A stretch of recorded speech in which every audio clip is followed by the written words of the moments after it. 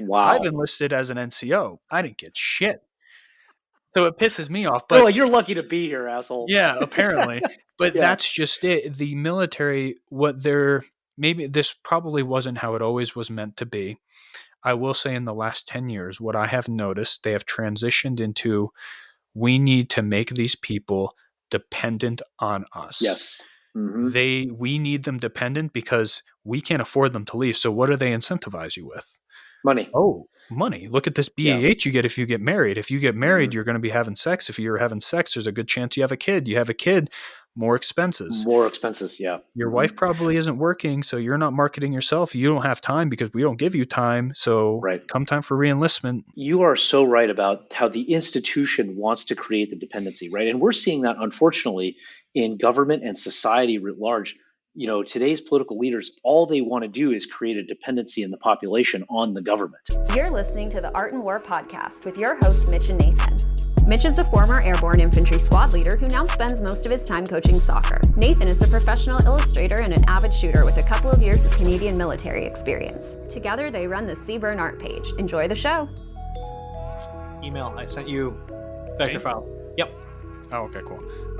We still don't have an intro. I don't know if you remembered from last time. We didn't have an intro before. We don't have an intro now. We're recording.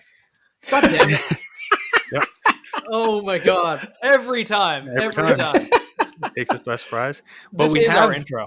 What we have gotten good at, though, is introducing our guests before we get 30 minutes into a conversation. I feel like we wait at least 20 minutes and then we bring up, hey, this is Justin from Qore Performance. He's back for round 2. Justin, how are you? I am well, thank you very much, Nathan. I thought you guys did a great job with Mike's interview. That seemed like it was much closer to the beginning.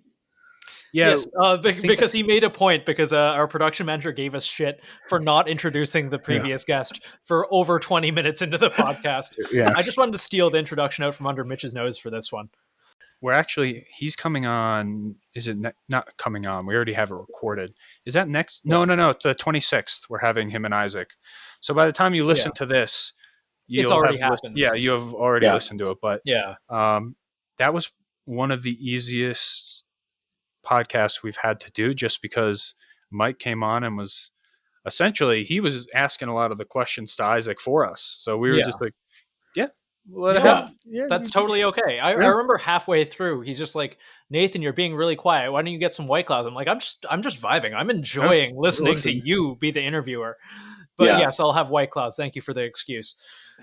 You're back for part 2. Part 1 did really well. Was there any good feedback or even bad feedback on your end about it? Because we got a lot of, and we still to this day, I think I screenshotted and sent you some feedback we got about Qore Performance in our DMs. Do you ever get any feedback or anything about the podcast? Kind of curious. Yes, we got probably 20 or 30, some combination of message, pick the platform. Because everybody's got like 15 vectors, messaging vectors nowadays. But I think we got somewhere between 20 and 30 messages about it over the following maybe 2 or 3 weeks. And it was kind of like we got maybe like 10 or 15 messages the first couple of days, right? And then they kind of petered off. But they did. We did get a lot of feedback. Not one negative. Everybody was like, "America, F yeah." Go freedom, and a lot of really awesome supportive comments. A lot of people saying like, hey, you've earned a customer for life. Thank you for taking a stand. Thank you for not selling out. Really respect what you guys are doing. And, to be honest, like there were a number of them that came in where like I got a little bit teary eyed, because it's very touching to know that people that our message resonated. But I think it was more touching to me to know that there are other people out there like us that view the Constitution and human rights as unmovable and non-negotiable. Yes. And, where integrity still matters. And one other thing that I've noticed since your company made your announcement about the vaccine mandate and, all that publicity and all that, everything around that, I've noticed that there are other companies now that are kind of being like, no, fuck that. We're not doing that shit. Yeah. I think you helped start a very good trend. I think you kind of got the ball rolling on that. Like you were the first I mean, like I said last episode, maybe there was other companies that have done it in other industries, but as far as what I saw and looking back on it, the first one to do it kind of in like the gun tactical industry. You were that first domino, and now we're starting to see it more lately than not. I've noticed. Well, look, if we could have a hand in helping that trend get started and get other companies to join on and take a stand against tyranny, then awesome. Like that was kind of always our hope. Is we felt that somebody needed to be the first one to take the first step, and that we were always hoping that companies that made a claim or used freedom in the Constitution or the spirit thereof, if you're going to use it to sell, you better use it to defend. And otherwise, if you don't, then what's your word worth? What is your integrity worth? What's your word worth? Yeah, and one thing that we kind of touched already when recording with Mike and Isaac was some companies go wherever the money's blowing, but to be that, and I'm not saying that's what you guys are doing at all. I'm using that as an example, and maybe you don't. It's hard to tell what's genuine and what isn't, but you can tell it's genuine when you're the first one to do something that you don't know how it will be received, because that could have went very poorly. There could have been you might not have known it, but maybe a large majority of your customers were pro vax mandate, and that could have gone very poorly. Plus all the government contracts and everything else. It definitely could have gone south. I think that we were pretty confident that it would not, but to be honest, we really didn't talk a lot about the consequences. We really didn't care, to be honest. And the reason we didn't care is because JD and I really believe, like, do the right thing always. It will work out. And the two of us will not, we will not be hypocrites. But, our word means everything to us. We get one reputation, and hypocrisy, I think I mentioned it on that interview. It's one of the things we just hate most. It disrupts our philosophical and our value foundation at the most primal and fundamental level. It's just so antithetical to who we are. So we just kind of viewed it as like, we're not going to be quiet about this. This is it, and I don't remember if we touched on it in the last conversation, but my family has had a very intimate relationship with communism, and in particular, coming from communist China. And so these behaviors and things that we see coming out of our government today, these things resonate with me very personally and on a very deep level. Not in my generation, which is, I guess, the third generation or whatever, 18th technically for the family, but first generation born in the United States. Those stories were told to us and relayed to us, from a very young age, from as early as I can remember talking and speaking, by my grandparents, by my father, my great aunts, etc. And they were cataloged. One of them was cataloged in a book, Life and Death in Shanghai by Nian Chung. And so this is a deeply personal fight for me. And I think it is for JD too. Otherwise, we wouldn't be business partners. Well, and it's very easy to tell, like I said, that it is genuine coming from your company, because you were the first to do it, as we already mentioned. But as you just mentioned as well, it wasn't thinking about the consequences. It was, hey, this is the right thing to do, so we're just going to do it. Yeah. And I'm glad it worked out. I genuinely I'm very glad it worked out, because as a business owner, you have to make decisions, and you have to make tough decisions all the time. I can only imagine. I've seen glimpses into some. I get to chat with some, yourself included, and there's a lot of tough decisions to be made. And some people might have approached it as been like, hey, maybe we just do this internally and, we keep it kind of within, but you wanted to make a statement. And that is very bold, and it's very aggressive. And to have just made that decision because it is the right thing to do, I think says a lot about the values, not just that you install into your company, but that you have yourself, and that you and JD have, yourself. And I think it's great. I think it's very commendable. And I think a lot of companies, as we discussed, are starting to follow suit and do what is right. Whether we know what their intentions are or not, I'm not going to assume that they're just doing it because, like, oh, look, this is a popular thing now. I'm not that cynical. Yeah. No. I do know that exists in the industry a lot with a lot of things, but I think with something like this, it's more genuine, but they needed to see that it was okay. Yeah. Yeah. I mean, we got a lot of, and I will say I personally got a lot of messages that night. And then I still have, really, frankly, through the last even couple of weeks, like, kind of like you mentioned, Mitch, oh, well, we're just going to do this thing internally, but not do it publicly, or we're going to comply with the government thing on the surface, but we're not really going to do it. And I obviously won't say who those people are because they'd be pretty recognizable, but I expressed to them, I'm like, that's okay, if that's the path you guys are going to go. Now, they don't have, these particular people didn't have policy decision making authority. I think that's one of the luxuries that JD and I have, is that we can make the final decision on our own no matter what, and there's nobody that can tell you otherwise. Overrule us. Yeah. Other people that some of the people I'm referring to in these conversations, they kind of had to just okay, that's what leadership says. That's the way it's going to be. Well, with that, I think that's a good transition, though, because we do have the mind of a CEO, and we do have, the privilege of getting to kind of pick your brain a little bit.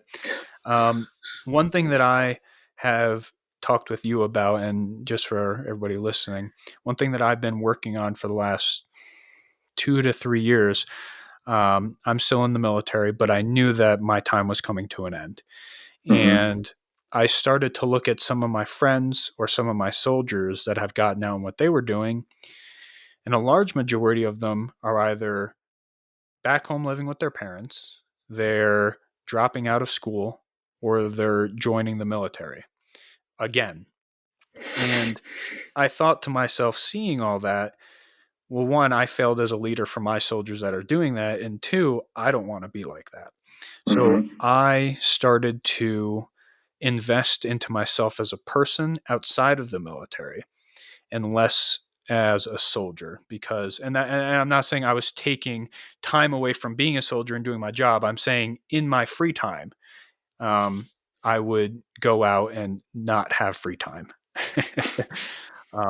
But I found, and I've learned a lot of things through a lot of different mistakes. And in that time, I've worn a lot of different hats, done a lot of different positions, and I find that the experience is all invaluable to me. As a CEO, when you get veterans, or do you get people in the National Guard? I don't know. We have not had anybody apply from the National Guard yet, but almost every other component, yes. I got a question. Is this going to, what I'm going to describe, is this the accurate generic veterans application that you get? Been to multiple leadership courses, led a small unit, was responsible for $1 million worth of equipment, upheld the Army values, was sharp and EO trained. Yes, that is exactly it. Yeah. Nearly verbatim. Well, I know because I had a resume that I had to make when I went through BLC 3 or 4 years ago, where they're like, you have to make a resume. Everybody make a resume. And then I'm like, what applicable skills do I have to people? And at the time, I'm like, I'm a leader of soldiers. I was responsible for equipment. I know that resume exists because I $1 million in equipment. Yep. Yeah. Yeah. And while I think I'm curious, I'm going to give my thoughts on it. I think all that stuff is certainly valuable, and that experience is valuable. But at the end of the day, a lot of it is a lot of hoopla and a lot of exaggerated capability. And especially in my world, I'm an infantry guy. I don't have any cool like tech skill. I don't have a trade skill. At the end of the day, what I am good at is leading soldiers, shoot, move, and communicate. And in the civilian world, or just in general, in the world, those set of skills are only applicable in the military and some contracting. So I'm curious for you, when you get a veteran, what is something that you look for to kind of stand out from every other veteran that has the same resume and application? The first thing we look for is that they've had another private sector job and that we are not the first private sector job. We have found that that's usually like that first job is they're still living their transition. Mitch, you and I have talked about this before, but it's the government and the military do not do a very good job. And when I say the government, I mean the government at every level, federal, state, local. They don't do a very good job of preparing people for what life is like on the other side of the fence. No, And not at all. I think that I have a lot of visions and emotional reactions that kind of evoke Shawshank Redemption. What I think Morgan Freeman's character called institutionalized, right? And they don't have a very good mechanism for helping their people break the institutionalization, if you will, that comes from the training and a career spent doing those types of things in those types of organizations. And so the first job being, the first non-military job being us is usually not a great fit. They're just learning too many things. And now there's a big caveat, big asterisk with this. It depends if they've had a side gig. Okay, so we're talking about Mike Jones.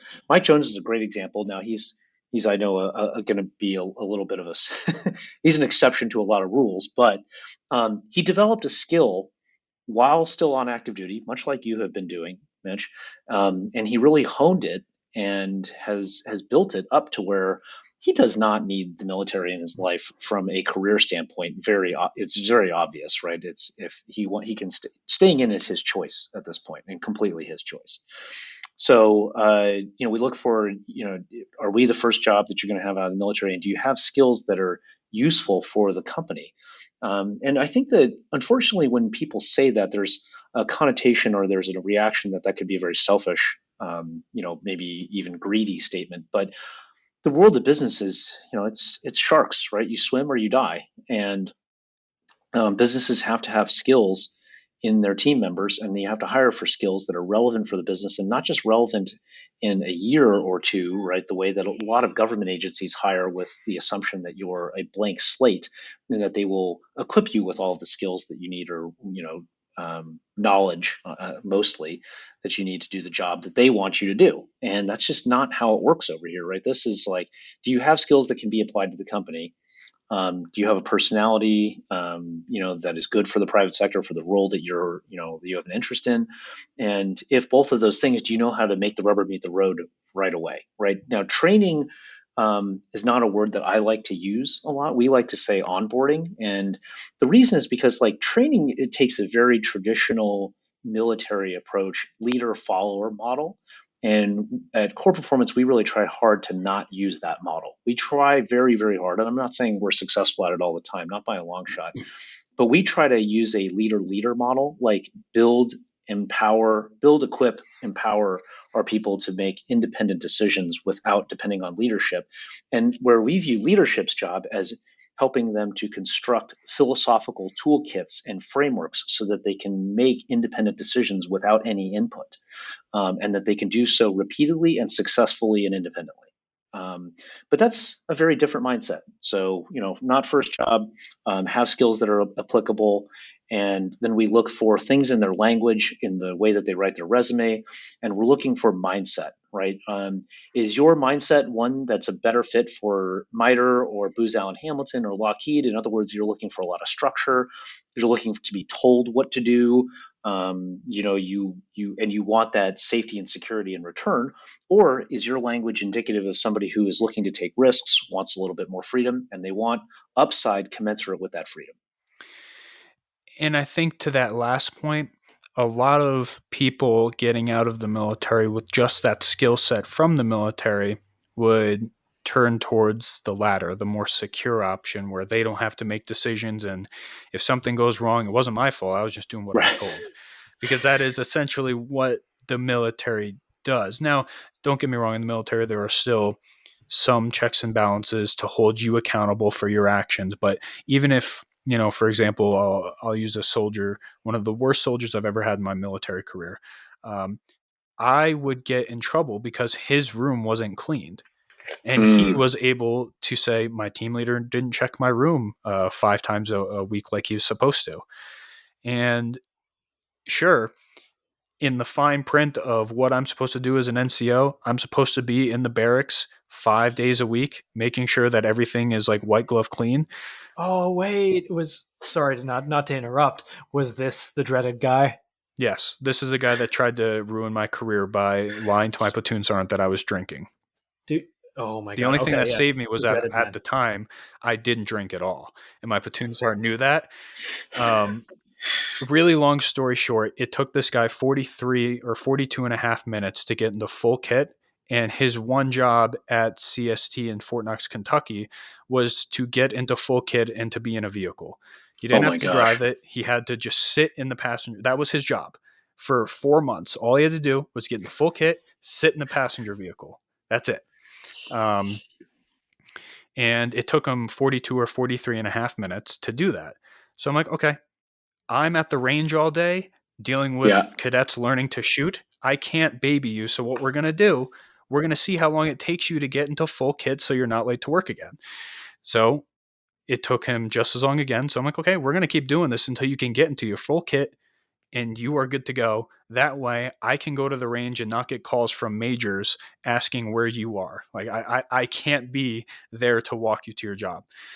And it got to the point where we did this for like hours and he was still not getting it. He was still like unable to get into kit in a reasonable time. And I ended up, I started to smoke him a little bit, which the military now looks down on. You can't smoke people, you can't do corrective training. And I see the arguments to both sides. But at the time I was, and it pissed me off. He was taller than me, so he looked over me. He just got up after like a minute of doing push-ups, looked over my head and said, "No, Sergeant," in front of, and we were in my bay with all the others. So there's like 30, 40 other NCOs and they all just stopped and like poked their head out and was like, "Excuse me." So I was like, okay, whatever. My platoon sergeant got a call from somebody else in the bay. Was like, "Hey, Thompson just said no. Here's the context." Platoon sergeant comes over and he's like, "Hey, what's going on?" And he kicked me out. He's like, "Get the fuck out of here. I want to talk to him one-on-one." I'm like, "Okay, cool." I leave. I come back in. He calls me and he's like, "Do fucking push-ups." So I'm like, "Okay, Roger sergeant." I just start doing push-ups. I'm like, "Whatever it is, I'm going to do it." And then he's like, "Wait a minute. Get the fuck up. Thompson, you do push-ups." And then I'm like, "What happened?" He's like, "This motherfucker just tried to tell me that you were drunk and smoking him." And I believed him until I remembered right before this, we were at a platoon gathering and I kept trying to get you to drink alcohol and you kept saying that you don't drink. And I'm like, "Yeah, I don't drink, so I don't know what to tell you." But anyways, I don't even remember what we were talking about before. I could talk about this kid all day. But we were talking about people coming out of the military personality type tending to err towards safety and security. Yes. And that's because they're able to delegate responsibility, much like he was. He's like, "Oh, well, he didn't walk me to my job in full battle rattle, so it's not my fault that I'm late." And the military, especially when you're lower enlisted, definitely promotes this idea that nothing is ever really your fault. It's your leader's fault for not telling you not to do that thing. Which is why we have these initial counseling statements that are supposed to be our cover-all. But every so often you get somebody that does something out of the ordinary. And then it's like, "Why didn't you counsel him on that?" And I'm like, it's kind of assumed that you don't get super fucked up and go cliff diving. Like right. It's kind of like one of those things that I shouldn't have to say. But that is kind of what the military promotes. And even as a leader, when you get promoted to be, an NCO, I can't speak for the officer side, but on the enlisted side, when you become a non-commissioned officer, even then, it's kind of like as an E5, it's like, it's your squad leader's fault that he didn't develop you as a team leader to do these jobs. And while that may hold some validity, you also, I believe, I try and install into my young team leaders that they have to have personal accountability and they have to be personally responsible for not only themselves, but also their guys. And then their guys should have personal accountability and personal responsibility. And that's not something that's taught too often. So when people get out of the military, they see companies that offer that structure, that make it easy for them to, hey, I'm just doing my job. And in turn, that creates a lot of these, I mean, there's good fits for that, like you mentioned, Lockheed Martin. I can't say for sure. I've never looked into them, but I'm sure there are great fits for it. But they're huge. Yeah. In general, if you, for example, wanted to go work within the gun industry, those skills aren't really going to transfer over unless you develop them further and get a different perspective on how things work. Yeah, I think that's exactly right. I mean, the perspective is lacking. The responsibility and the accountability, I think you hit on, is exactly right on.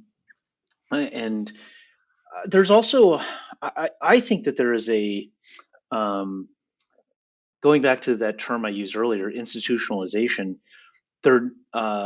The military in particular, but government writ large, does not prepare you for independent responsibility and accountability. And we see it all the time. It prepares you for, okay, well, your job is to get from point A to point B. And then it's like, okay, well, somebody book my travel, somebody, arrange for my ground transportation, somebody else will get this C-17 for us to fly on. And, especially a lot of the applicants that we've had, they had alert birds where it's just like, oh, we have our own C-17 and it just sits there all the time for us. And like, yeah, that's not how it works over here. Well, you don't have that $800 or $900 billion budget every year that you can always just kind of get more of. Yeah, you can just print more. You just print more. Yeah, right. That's okay. That's how it works. If you need money, you just make it. Right. or it just appears from some congressional line item. Exactly. But eating what you kill is not something that I think that the structure or the institution prepares people very well for, right? It's just the idea that if resources are needed, you just ask for them. And in the private sector, like, yeah, you can ask for them, but they have to be there. And they're not always there. And it doesn't even really matter how big your company is. I mean, until you get, even if, I have a lot of friends that work at Tesla and SpaceX. And, from the outside, a lot of people look at those companies as like, oh, their resources are unlimited. And it's actually completely the opposite.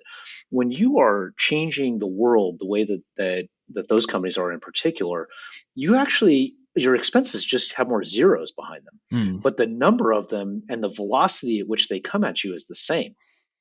It's just like, for us, when we have a big expense, we'll be looking at a machine, a robot, a building or whatever. And so it's maybe, 6 figures or 7 figures for really, really big things like a property or a building or something like that. But for SpaceX or Tesla, right, if they're looking at a property, it's a $2 billion transaction. Right? Oh, we need to build a building. Another $1 billion, it's a total $2 billion transaction, right? It's like we got to spend $500 million on land and $1.5 billion on a building, and it's $2 billion total. And we look at a building and we're like, oh, we have to spend, $2.5 million or something like that. And it's just a proportion, or it's a ratio, right? It's relative to your revenue. But the point is that even at massive companies that are really trying to change the world, resources are scarce. Now, if you go to other companies, I think like Lockheed or Boeing or something like that, they have much more consistent revenue streams. SpaceX does have some government contracts and whatnot with NASA, but they're very different. They're much shorter.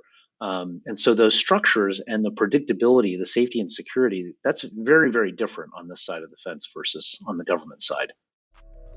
How's it going, lads and ladies? This is BR, the producer of the show, and for anyone out there listening to this, I wish you the very best if you're currently going through the process of leaving the military for the civilian sector. That is a fucking shambles to get through. I'm here to talk to you about our Patreon, which is entirely centered around improving what we can do with all of our content, from what we're doing right now with the show and Instagram, to what we would love to move into long term, like getting away from civilization and building a compound in the wilderness. But what's in it for you? Our Patreon subscribers enjoy 5 different tiers of exclusive perks, ranging from all of the content the lads would post on a pre-Zuckerberg Instagram. Oh, I miss that place. Downloadable high-resolution guides, behind-the-scenes info like guest schedules, spicy memes, and at our highest tier, get monthly art commissions created by Nathan himself. You can find our Patreon via the link in this episode's description, or in the Seaburn Art page's bio on Instagram. Now let's get back to Justin Li from Qore Performance. Yeah, there's a lot of nuances that people don't necessarily think about when they leave the military, and they just assume, and that, we can get into that too. There are millions of veterans across the US. Mm-hmm. And yeah, 80% of them, this is not an official number, this is just my bullshit number I'm coming up with. I'd probably say 80% aren't prepared when they leave, and all of their resumes look roughly the same as what we described earlier, because that's what they're taught when they leave. I'm kind of curious about the Canadian process. I'll describe ours. When you're getting out of the military, this program sounds great. I can tell you, going through it, it is not great. It is fucking useless. It's called SFL TAP. It used to be called something else. I don't remember what it was when I first got in for a couple of years. It was something else. Capstone or something.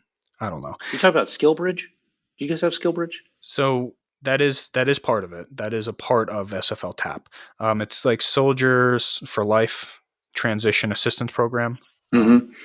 And there is one really useful program that they have, and that is CSP. I don't know what that acronym stands for, but basically, for however long you can go learn a trade. So let's say you want to go be a welder. Your place of duty is now almost an apprenticeship as a welder. So you get to go and learn those. So that is the only program that I have seen that is actually useful if people want like a guaranteed skill. Okay, this is a guaranteed skill, but you still need to market yourself, and they don't teach you how to give you the skills to do that. Yeah, so that's different from SkillBridge, because it sounds a lot that SkillBridge is kind of like that. That I haven't heard about. Well, Mitch, being actually in the military, probably knows it better than I do. I've only signed the sponsorship documents on the other side, and read the papers that the SOCOM contractor sent to me. But at least from our end, I can tell you what it looks like is that when you become an approved or an authorized entity, private sector company, that people who are approaching a transition point in their career to retire, or transition out of active duty or off of active duty, they can identify your company and they can request a SkillBridge internship. And then I think general purpose forces have 3 months, and SOCOM units have 6 months, I believe. And they essentially just make your duty. You basically do a PCS to this company for 3 or 6 months, and your orders are just to report there and then do the job. And they give us certain guidelines about what can and can't be done, travel, and they tell us like you can't be involved in government contracting and this, that, or the other. But overall, it's a pretty light do's and don'ts. And then the idea is that you identify a skill that company needs or can teach you, and then you get to learn that skill. And the company gets to teach you that skill on Uncle Sam's dime for 3 or 6 months. Great idea and concept. And we've done it a few times. How has that worked out for you? Unfortunately, none of the people that we've put through SkillBridge are still here, but I don't think it is the fault of the SkillBridge program, weirdly. It's the individuals.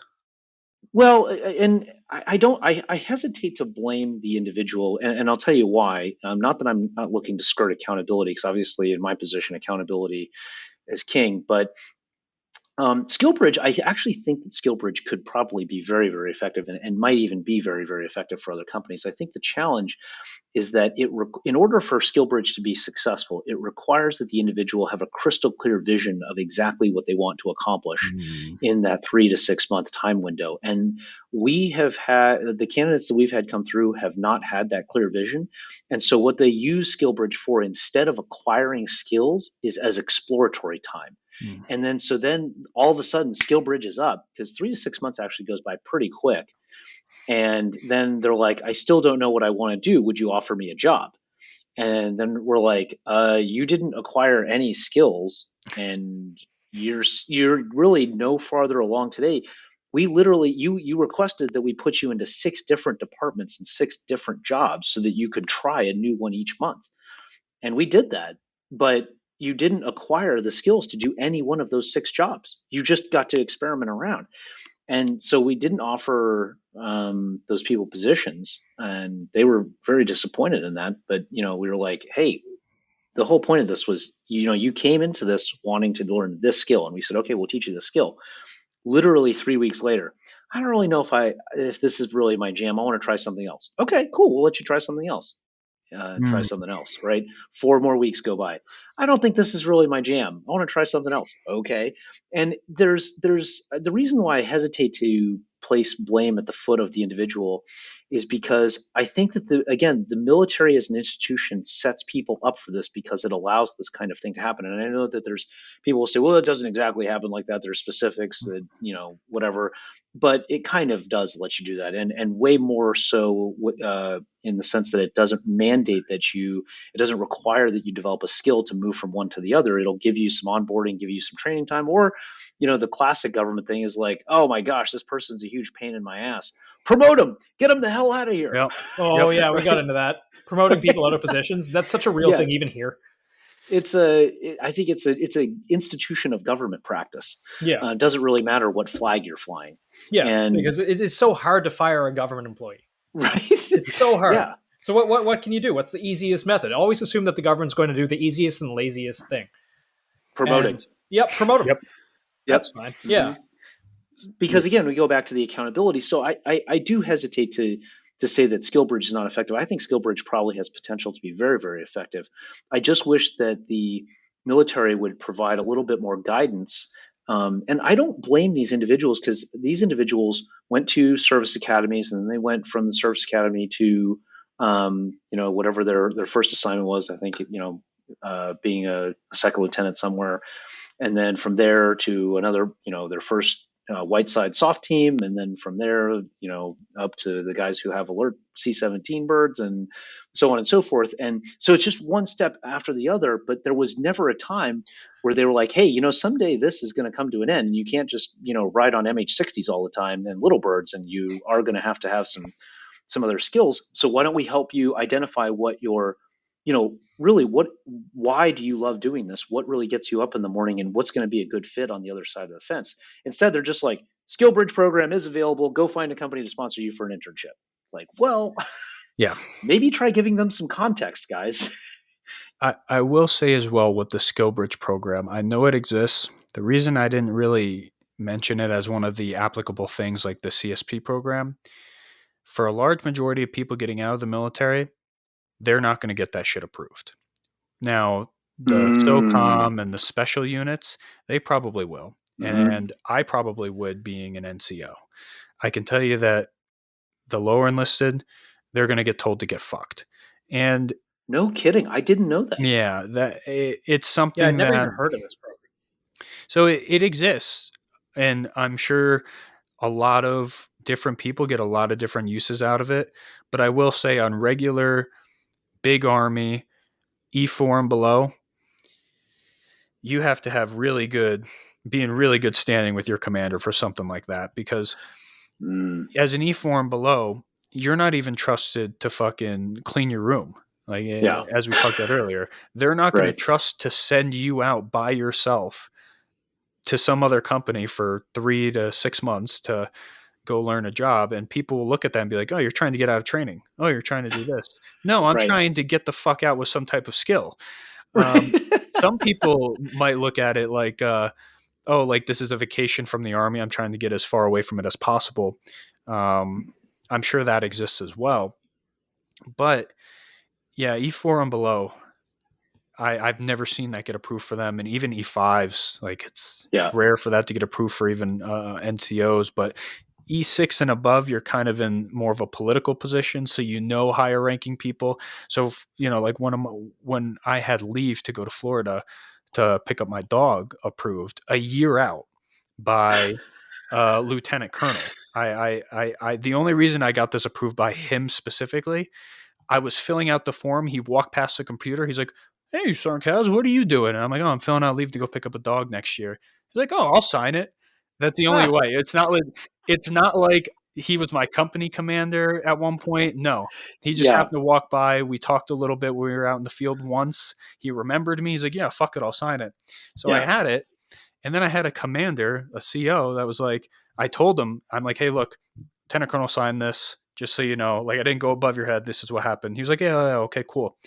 Like 8 to 10 months later, hey, just so you know, my leave dates are coming up. I won't be here, so I won't be able to help out and do what I'm doing. He's like, oh yeah, I can't let you go. And I'm like, no, you can. I have this. This is approved by someone above you, so it doesn't really fucking matter what you have to say. Very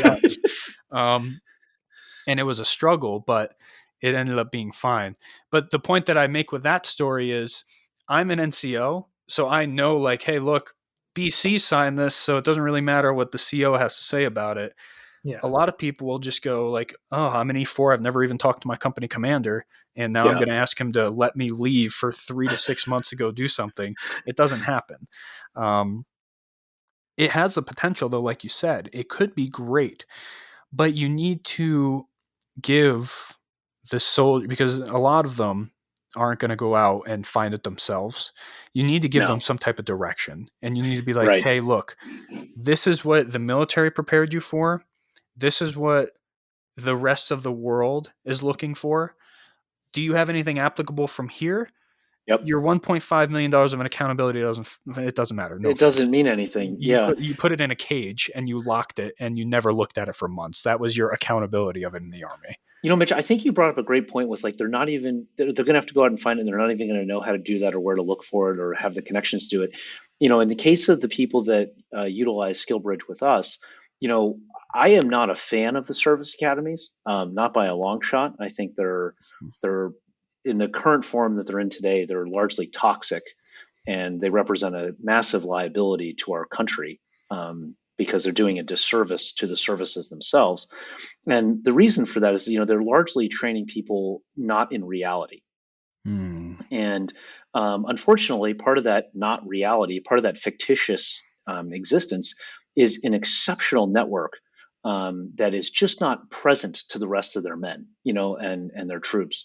The Service Academy network is such an old boys network, and it connects very well with the top 3 business schools, the top 5 law schools, right? And it's part of our country's elite, and not in a good way, right? I'm not talking about like the Elon Musk elite. I'm talking about the landed aristocracy, and so it gives them access to things that aren't real, and it gives them access to opportunities that are not, they're not available to the troops underneath them, even at some of those.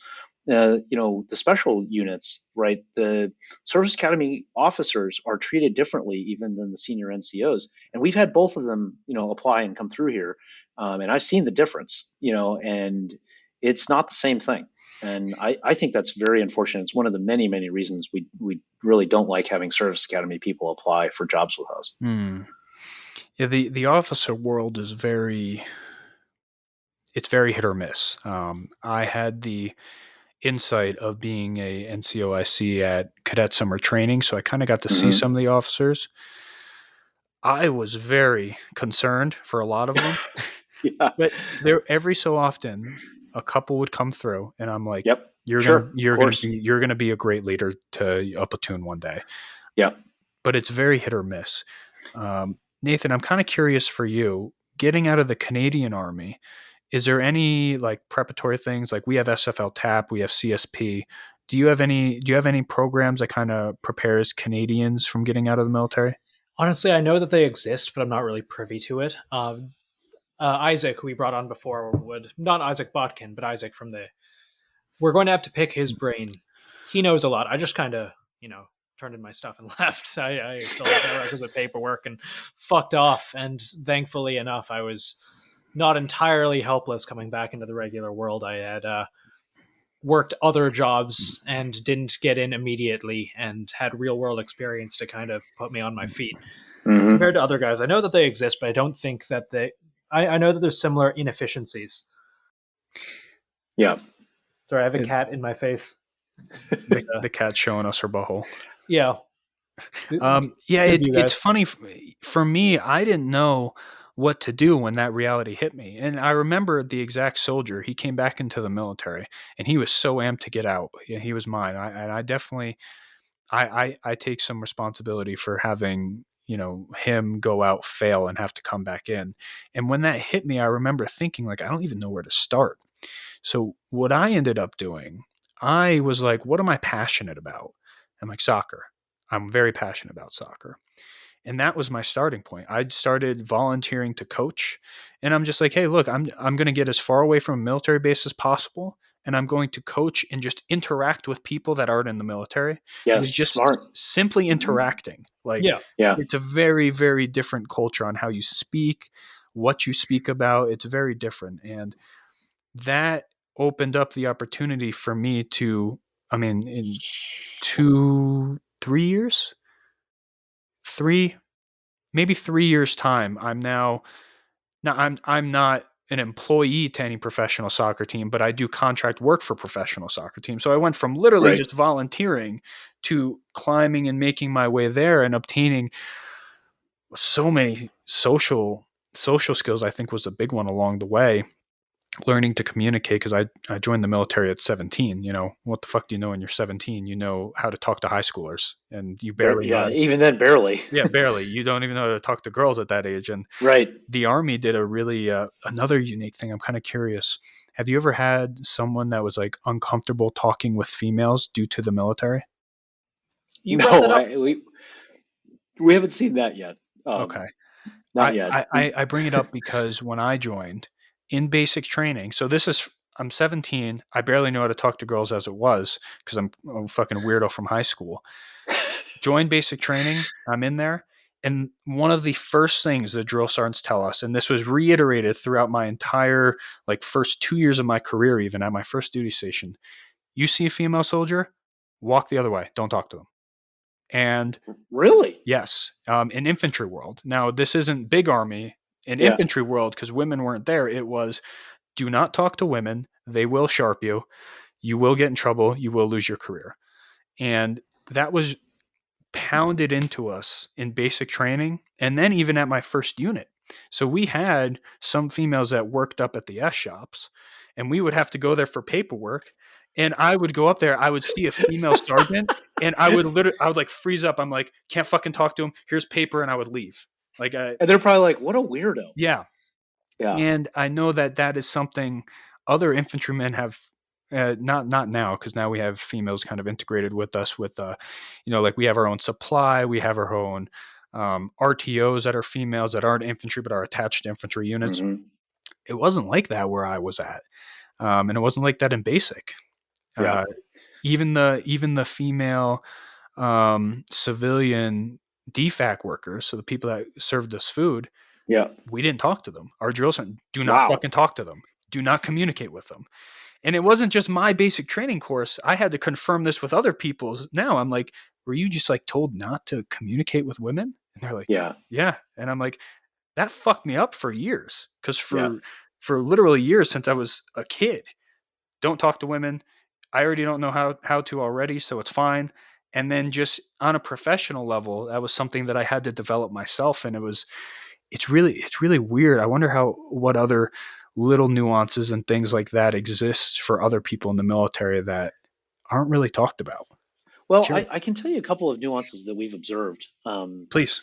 One of them is cultural. So in the places, and I do want to put one asterisk next to my comment about the Service Academy. I can't make any comments about the Air Force Academy. We've only had Naval Academy and West Point people come through here. I can make a lot of comments about the Air Force Academy. I'm sure. So I do want to say that I'm really speaking mostly about West Point and the Naval Academy. But one thing that we've observed is when we've had people come through here that want to, let's say, study marketing and acquire the skills to do digital marketing and that kind of thing, or they want to do product development and design. And when one of the things that you guys both know about is that design and marketing today require a fairly public face. And it's just kind of the way the world has worked. And especially if you want to be in marketing, you have to have some ability to share your story and some component of it. And the culture, especially of the units for the people that have applied for jobs and use SkillBridge with us, the culture of those units is very much like that is shunned upon. That's shunned. It's very much frowned upon. And that's not cool. And so they have this internal conflict where they're like, wait, I'm not supposed to do that because I won't get invited back to the reunion dinner.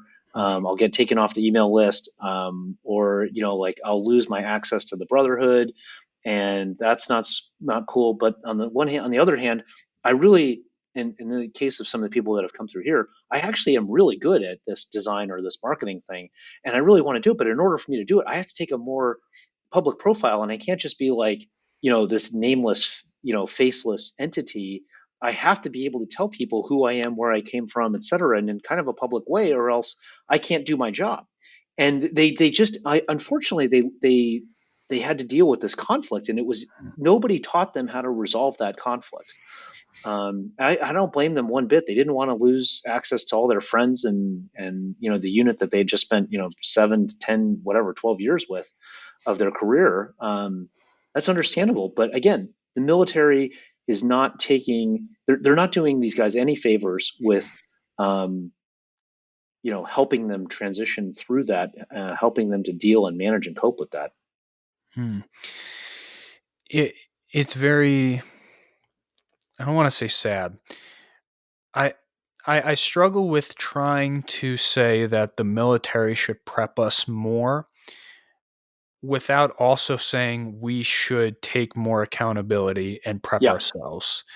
I think there needs to be a good mix of both. I think the military's role is not necessarily to prepare the individual, but to just highlight, hey, these are the things you guys need to be thinking about. Okay. Yeah. And not do the work for them. Nobody can do that work for the individual, but just like, hey, these are the things you guys need to be thinking about, and they need to do it years in advance. Yeah. This is not an easy transition. I mean, you're going through it right now, Mitch, but I think that you're one of the better adjusted individuals I've ever seen. And I've worked with dozens and dozens of people, on this exact topic. And you took it upon yourself. You took the initiative well in advance of your separation, to acquire skills and to build, like, I think you touched on something that's super important, which is your own identity, right? Do you identify exclusively with the skills of warfighting, or do you identify as a person who has other skills and other ways that they can contribute to the world in a meaningful and valuable way? And that's, I think, also something that's very, very hard. I'll go back to, again, the examples of the people who've come through our doors. For many years of their career, the most recent years, okay, everybody around them is telling them, you are the absolute best in the world at this. Nobody's better. Nobody can overcome bigger and badder challenges. Nobody's trusted with, more responsibility. You had presidentially directed whatevers. Okay. And then all of a sudden they come over here and we're like, okay, great. How can you create value? How do you generate revenue? How can you save money? What skills do you have to contribute to the company? And our objective metrics are absolute, right? You can, if you're in marketing, you can generate clicks, you can generate traffic. If you're in UX UI design, you generate conversion or you don't. If you're in sales, you generate a sale or you don't. If you're in finance, the books are balanced, the accounts are balanced, and the money is managed effectively or it's not. If you're in logistics, things ship and things are received, things are put into inventory is tracked accurately or it's not. And almost every outcome in the private sector can be not only measured, but it's very binary. And it's like, you were successful, even if there's thresholds and there's some gradient to it, you can determine success you can measure success in some hard way. And so the military, I think, and really governments writ large, could do a better job of encouraging their people to think about these things well in advance, and also go a little bit lighter on the internal propaganda. Maybe I'm sure that it might be necessary to some degree to get guys into the position to do the jobs that the country is asking them to do, but I think it's a very short-term thinking approach. It's just like, hey, how do I, as an organization, the military or their command, get exactly what I need from this person? And then to hell with whatever the fuck happens after that. Like, they're on their own, right? I general, admiral, whatever, got what I needed. Well, you fucking figure the rest out. There's two very good points that you kind of mentioned that I want to give the military's insight on. When it comes to preparing people and kind of trying to, at least, there are some units and platoons. This is very internal and organic. There are some units, there are some platoons, there's even at a squad level, some leaders who are like, hey, short, mid, long-term goals in military, and personal life. Mm-hmm. And it is very good intentions. The problem with it, the people that are that squad leader that's supposed to help you, that's asking for these goals, they don't have any of that experience to help you. Right. They're in the same boat as you, but because they're trying to do the right thing, they don't have the personal experiences in order to actually do so. So it creates a very surface level, looks good. Like, Yes. Mm-hmm. in your leader's book, you're asking your soldiers about their personal life. Like, you want to know, you made them establish a long-term goal of getting a degree in this, or maybe getting a job outside of the Army with that to help them further develop their skill set. It looks great. And they don't ask questions, well, like, well, how did that go? Are they Right. doing it? You know? Yep. And no, I think that's a great point. And ultimately what ends up happening is people don't end up doing it because those, and it's not necessarily their fault, but they're trying to implement something and help someone without ever having implemented it to themselves. Exactly. Experience and it themselves. Yeah.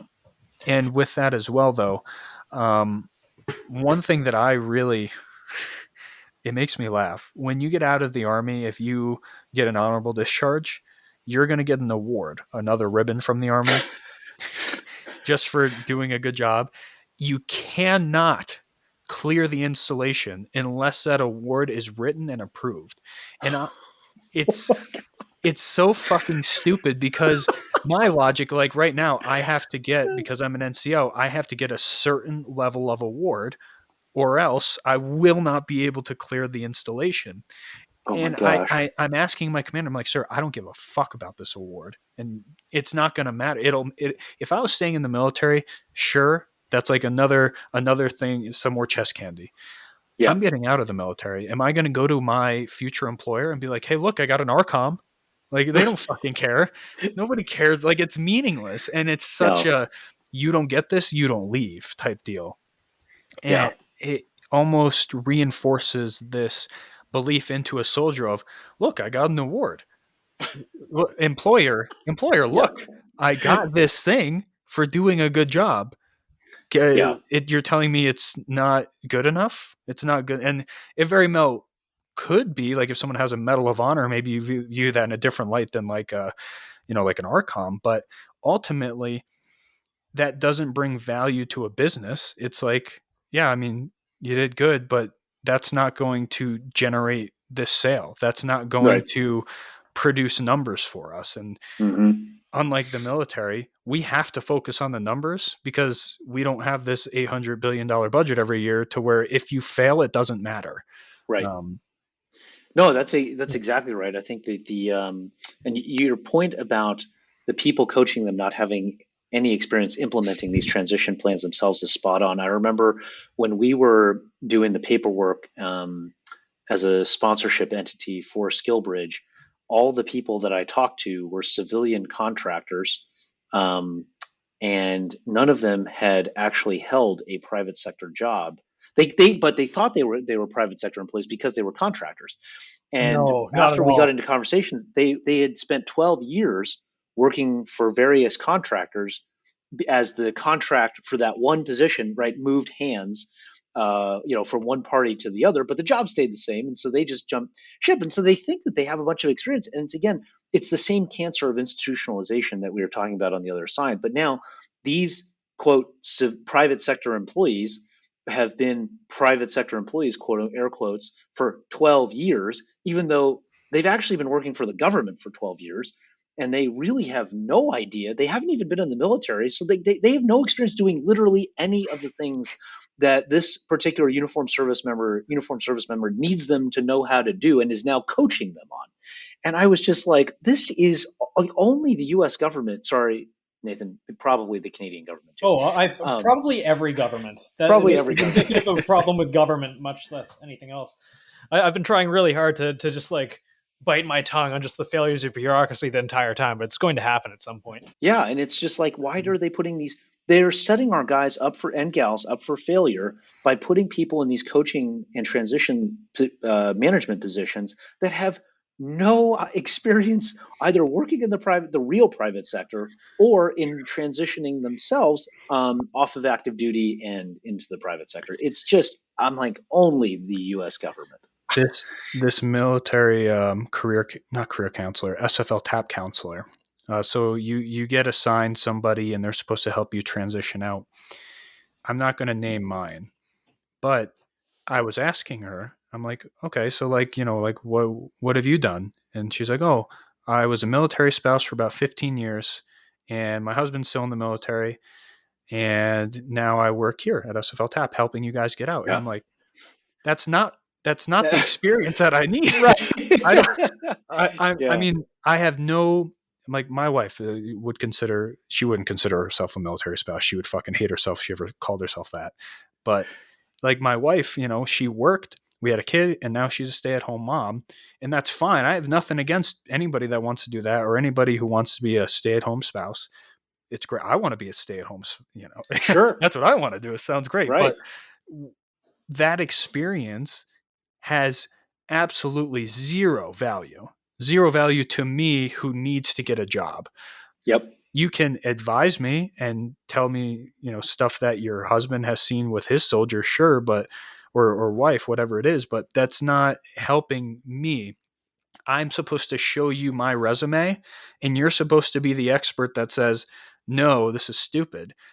What ended up happening, I wrote a resume to how the SFL TAP standard is, and out of curiosity, I sent it. I have a friend. She works over at Amazon, and I sent it to her, and I'm like, hey, you hire people. If you got this resume, what would you think? She's like, why is half of this information on there? I don't need to know any of that. None of that is applicable to any position here at Amazon. And I'm like, Yeah. I don't know. I told them that this application would be for Amazon, and this is what they said I needed to put in there. And Yeah. it's just, surface level, much like I was talking about with the squad leaders or the platoon sergeants that are like, hey, I want to know your personal goals so you have something on paper and tangible. It's the same thing. Surface level, it looks great. We're helping soldiers. We're trying to know about them. You go right under the surface and there's nothing. There's no value there. And it's incredibly disheartening. Selfishly, I look towards my passion to gain these experiences and to gain that insight and that perspective that I knew I would need leading up to me getting out now. But I also did it because I saw my soldiers failing, and I'm like, if I'm going, because I was one of those people that in the counseling, I'd be like, what are your personal goals outside of the military? And a lot of times people are like, I don't have one. I'm just in the military. And I'm like, Right. well, you probably Yeah. should fucking get some. Mm-hmm. The difference is now I'm able to be like, okay, now we can actually work towards getting, and I'm by no means an expert. I'm still learning as I go along, but at least I have that little bit of perspective and that little bit of experience to maybe make it so that soldier doesn't leave, struggle, Yeah. and then have to come back in. Yeah. So let me ask you this, Mitch, because so I think that we've now spent the first part of our conversation here talking about the problems with the system and how it's not really setting, warfighters up for success in their transition to the private sector. So my question is, for our discussion, what is it that do you guys have any thoughts on what we can do? Because I'm a, Mm. and I'll just like, I think we're a fundamentally optimistic company by nature. I am foundationally an optimist at heart. And I always try to look at like, okay, well, yes, identify the problems first, but what can we do to change it so it's actually better? And how do we set these people up for, some of them who have more skills than others? But I was very frustrated. I'm still very frustrated by the fact that, in particular, the Naval Academy and West Point, their networks and their opportunities, they wore the same uniform. I understand they weren't the same rank, but they did wear the same uniform and they signed up to do the same job. And one could argue that their jobs, in a lot of cases, at least the guys that we've dealt with, were a little bit less dangerous than the senior enlisted guys. How do we set them all up for success so that they can make this transition and they can be valuable? Because I think it's not only starting, it would be great to be able to see this be an easier thing for guys and gals, coming off of active duty. It would be great for us as a country if the private sector had the ability to just, I guess, move these people into positions where it supercharged our economy by supercharging the companies, and was able to leverage all the great, many of the great character traits and personality traits that come from time and service. But the lack of skills that are relevant to the private sector, somehow finding a way to offset that. Like, do you guys have any thoughts or ideas on how we could actually, what could we do to do this better than we're doing now? God, that's tough. That's really tough. Mitch may have a lot more, as with most of this, because he's actively dealing with this process right now. I think that's why I really wanted to ask him the question. Yeah. Yeah. So Mitch will. You're living this. Yeah. Yeah. I like when I approach a problem, or if I'm faced with a problem in general, be it on the soccer field, if my team loses a game, which we've only ever lost one game in 3 years of coaching, just throwing that out there. Just for the record. Just for the record. Only lost one. But whenever something happens, or I lose a soccer game, or there's just a problem in general, I always try and look inwardly before looking outwardly. I think it would be very easy for a lot of people to say the military needs to do this to fix this problem. I think a lot of people in the military need to humble themselves when approaching this problem, because the military does a fantastic job of installing confidence into people in positions that not always should have that confidence. And I see that transition out, and I know it because I was the same way. I see it transition into, I was a leader and literally accountable for 12 men in combat. Nobody died. I led I led, kinetic missions. I've done CQB. I've done all of these things. So I am invaluable to a company that is selling plate carriers. And when you say it out loud, it makes no fucking sense, because it doesn't. But in our minds, we have done these things. We have overcome these great feats.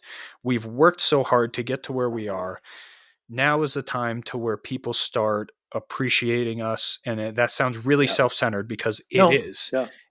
Now it's a time where people appreciate us. It should be easy. We've done all these things. We get out of the Army. Nothing's ever going to be like that. And then suddenly what ends up, two things happening. One or two things ends up happening. They go to, talk to the CEO of Qore Performance for a job interview.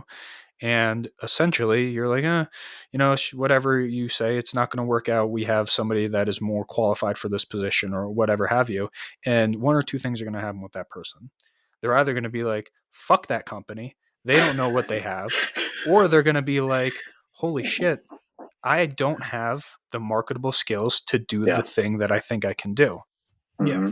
So it starts before you even get to that. I don't want to say fortunate, because the only way that I started doing this for myself was because I saw my failures with a soldier, and I saw somebody else have to fail. So it becomes an inward question, to where you have to be able to be humble and approach something new, and understand that you are not a manager outside of the Army. Just because you're a leader in the military does not mean that you are a manager outside. You might have to start at the bottom, and that's fine. I think that's a great point. Yeah, that's a very, very good point. And that can be difficult for a lot of people, especially the higher ranking you get in the Army. I led a platoon. I was in charge of 40 people. I made sure that everybody was safe. I managed their lives. I had leaders below me. I was developing other leaders. What do you mean I'm not, a senior manager at this position? At Amazon. I should be a vice president. Well. Yeah. And it comes, like I said, the military installs you with this confidence, and you have to look outside of that and humble yourself, because the military will not do it for you. Like I said, they kick you out the door with an award. Yep. like another pat on the back, like, go on, you're going to do great things. You're perfect. And you're not. You're a very, you can be a well-rounded individual, but even then, a lot of, I think if you ask a veteran, hey, like, would you consider yourself a jack of all trades, or like, what's that other thing, like a master craftsman, jack of all or trades, something. master of none. They would all consider themselves a jack of all trades. Jack of all trades. I can do a lot of different things. And in the military, yes, you can. You can do a ton of things. But that doesn't transition well into the rest of the world because they don't need you to fill 10 different hats at 10 different times. They need you to sometimes. Sometimes maybe. We definitely sometimes need people to wear 3 or 4 hats. Right. Oh, maybe. See, this is why I'm talking with you, because I don't fucking know what I'm talking about with people on the outside. Well, I think it's just different, right? So we need people to wear 3 or 4 hats, but the difference in when you wear 3 or 4 hats at a private company, you need to be able to generate everything for those 3 or 4 hats, as opposed to, right, like let's take a troop commander or a squadron commander or something like that, right? And it's like, okay, you need to be a jack of all trades. And it's like, you need to be able to do CQB, you need to be able to fast rope, and you need to be able to do free flow, and you need to be able to do these whatever medical skills. Okay, it's like, okay, check, right? Well, we have, MH60s for the fast roping. We have towers to train you on all that stuff. We have instructors for the tower. We have, expert pilots for the helicopter. And all you have to do to get all those things is just like show up to the class or whatever, and it's done. And then you go down the rope and they sign off or whatever. And okay, like CQB, really, really hard, but the shoot houses are built, they're world class, they're provided, and there's millions and millions and millions of rounds of ammunition available to shoot through the finest weapons in the world. And then there's a whole other staff to take care of. Okay, well, I'm not going to say anything. Go on.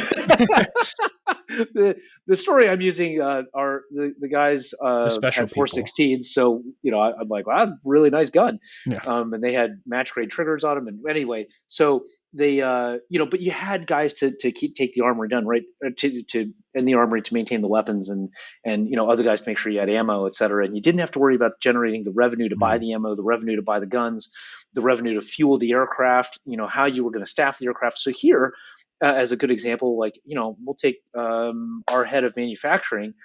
He's got to be an expert in lasers. He's got to be an expert in sewing. He's got to be an expert in tool making. And when I say tool making, I'm injection molding, blow molding. And he's got to know how to do all these things. He's got to know how to run the basics of a CNC machine so that we can create tools and dies, et cetera. And he's got to know a bunch about a functional knowledge of a lot of different materials, because, we have different materials for, let's say, an injection molded tool, prototyping, or a blow molded tool for production. Do you guys do your own injection molding on site? No, injection molding, we now do. We just acquired the machines to replace that process, so now we're going to do it all in-house starting in 2022. That's awesome. Blow molding is the only process that we outsource. Yeah. I was going to say, having your own at-home injection molding, like doing that in-house, is fucking expensive. Very few. It is expensive. Yeah. Yes, it's very, very expensive. And the blow molding we still outsource because the tool to be able to produce ice plates is absolutely massive. Yeah. And it there's actually only a handful of machines in the country that can actually take the tool that we built. So those machines are way, way out of our budget. They're 8-figure machines. Yeah. So it's just not something that we're ready to be able to do. And it's kind of half art, half black magic and half art. Just to run those things. But anyway, so here, if you're running, say our head of production, right, he's wearing a bunch of different hats, but he has to figure out like, okay, well, how do I acquire these machines and these tools, but I only have a certain amount of budget. And the companies that, we're calling on that make these machines, we're hardly the biggest fish in the pond, right? We're certainly we're growing very quickly and we're growing at a frenetic pace, but we are not big, right? We're calling the same companies for these machines, and the other clients for these machine making companies, they're getting calls from Yeti, they're getting calls from Pelican, right? They're getting calls from Toyota. We're like down here. So my point in sharing that is that our head of production has to wear a hat where he's got to make us a priority in a world where nobody should give a shit about us, right? We can't buy enough of these machines. Where we're buying 1 or 2 of these things, Toyota's buying 100. Right, where we're buying, 2 or 3 of this other thing, Tesla's buying 1,000, and we're just like, we can't compete with that. So the multiple hats things, it comes in like, not only do I have to have the knowledge about how to run the machine, run the process, I have to have knowledge of the product for how we mate designs intent, but I also have to know the materials to make the tools, and I somehow have to convince these vendors to sell us these things and to prioritize us the same as Toyota and Tesla and everybody else. That's really what I mean by wearing multiple hats and by generating your own work product, your own deliverables, and your own flow, right? Yeah. You are responsible for creating everything. One thing I learned,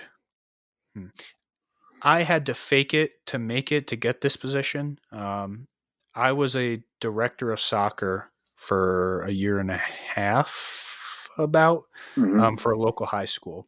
And I got the position because I was such a good coach. Now, being a good coach doesn't translate into being director of soccer for a school.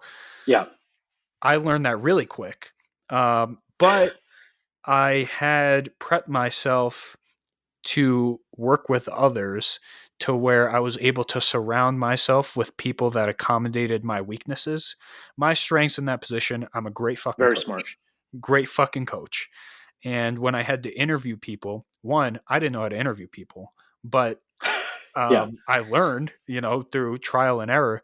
I'm sure my first couple folks that I interviewed, I didn't end up hiring them, but I'm sure they left thinking this guy is a fucking idiot. But, I would take notes on myself. So while I'm also taking notes on like the candidate, I'm taking notes on myself. I'm like, because after I would say something or ask it, I'm like, that's not really relevant to what they're gonna do. Like I'm adding distractions to the conversation. So I learned many different skills in a position I had, quite frankly, no fucking right being business. In that position. Yeah. I had no business being in that position. I ended up making it work, and I think I did an all right job. And you're still doing it. You still love it so clearly. Yeah, no, I absolutely love it. I was able to take that position, those experiences, and then traject myself even further up into kind of the MLS sector now, which is great. I sometimes question how I even do some of the work for them that I do, but I did have to learn by failing. Almost kind of in the military, you can fail upwards. It's very possible to do that as well outside of the military, but you'll hit a point to where you fail upwards so much that now you're just going to suck in that position, and you're going to think you're too good to go back down and learn those positions. Which is why I think it's an internal thing where if you can look at yourself and critique yourself, not to the point where you're being your own worst enemy and preventing yourself from progressing, but to where you can legitimately give yourself proper feedback and be humble enough to say, hey, look, I fucking sucked at these first 3 interviews, but I have 3 more interviews next week, and I'm going to make sure that I do it the right way. I'm so glad that you brought up humility and humbling, Mitch, because I think that's actually, it's a hugely important ingredient, and one that I think leads to one of the ideas that I came up just with a minute ago during our conversation right here about maybe one of the things that we might be able to do better to help set, transitioning service members up for success. And so I'm really curious to get your thoughts on it. If we start with, hey, like you were saying, hey, humble yourselves so that, we can say like, hey, I don't know these things. I don't have these skills. I need to go find them. Maybe that could lead to, I need to find a mentor, that could help me. And I'm not talking about a mentor 6 months out from, separation from active duty. I'm talking about a mentor when you say, sign a re-enlistment contract and now you're back in for 4 or 7 or whatever the time period is. Mentor then.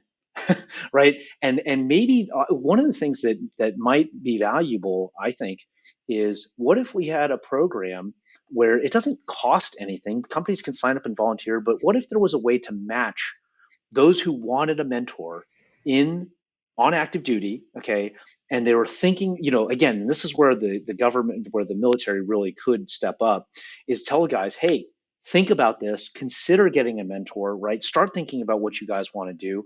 This isn't forever here, okay? This is a young man's game, a young woman's game. It is not, this is not something you guys can do, well into your 40s and 50s, okay? It's just not unless you're going to, be a flag officer or something like that. But this conversation is really not for those people.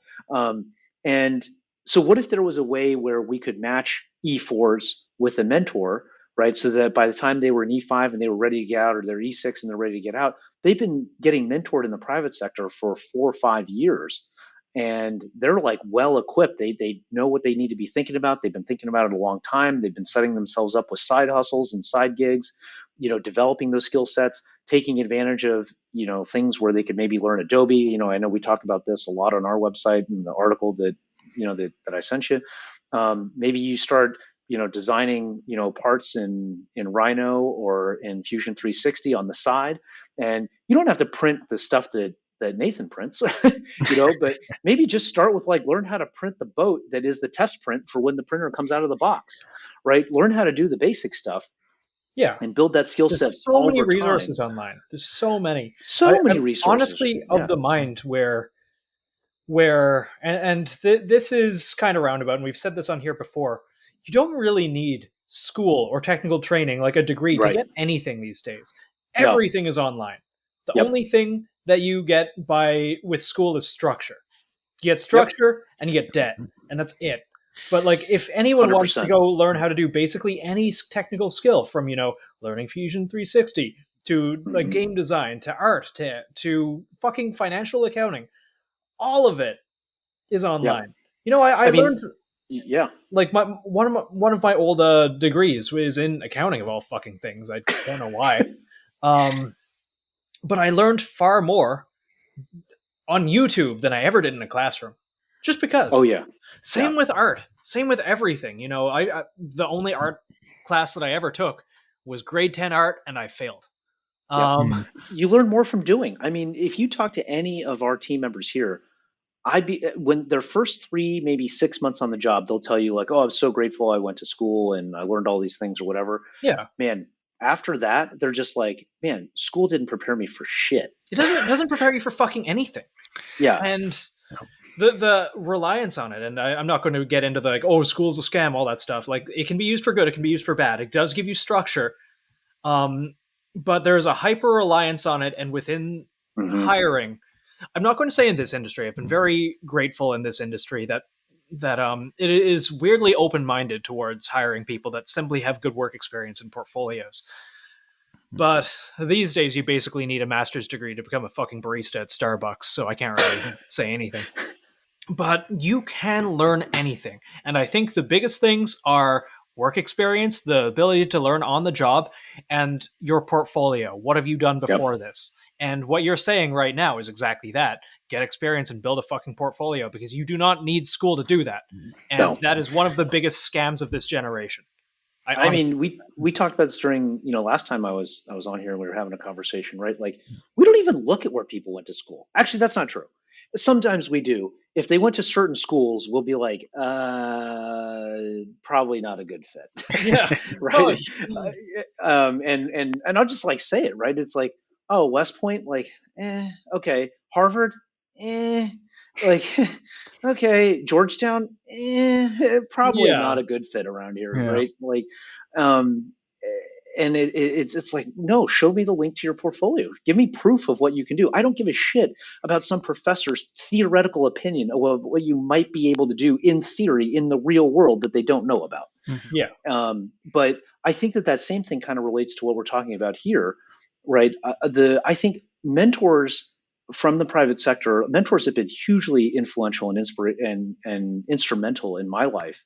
And I know how much. It's not that they ever give me the skills. They're pointing my thinking and my actions in the right direction, right? And not huge course corrections. They're just giving me little love taps here and there, right? Little love taps here and there every now and again. And it's just enough to keep you on the right track. And it's not that a mentor is going to be able to solve all the problems. It's still up to the individual. It's imperative that the individual has the will, the mindset, the desire, and the drive to want to do this themselves. If they do, and then we line them up with a mentor, and then they start acquiring skills, they will fucking crush it in the private sector. Absolutely crush. But if it's hey, I'm a dependosaurus, and I just want to find another big company and have people tell me what to do and not work very hard and collect some meager paycheck and just be reasonably well compensated, but never have a chance at accumulating wealth, knock yourself out. Go right ahead and follow the system. They'll keep you nice and subjugated the rest of your life. that mentorship, I think it's a fantastic idea. With that, you would have to ensure that the individual isn't just being assigned, like, hey, you're going to get a fucking mentor, because people in the military, when they're told to do something, they're so used to being told to do shit that they don't want to be.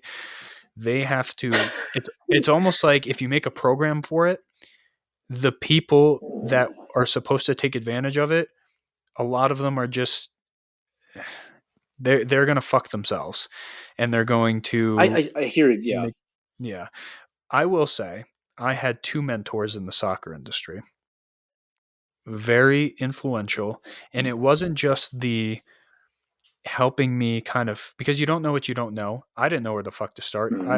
I went to one of them. I participated in one of their classes, and I said, hey, one day I want to be a professional soccer coach. And they said, all right. It probably didn't take me too seriously, because how many people come up to them and say they want to do that in that class, nonetheless. I pestered the shit out of them constantly, asking all the time, hey, I have no idea where to look. I have no idea where to start. What do you recommend?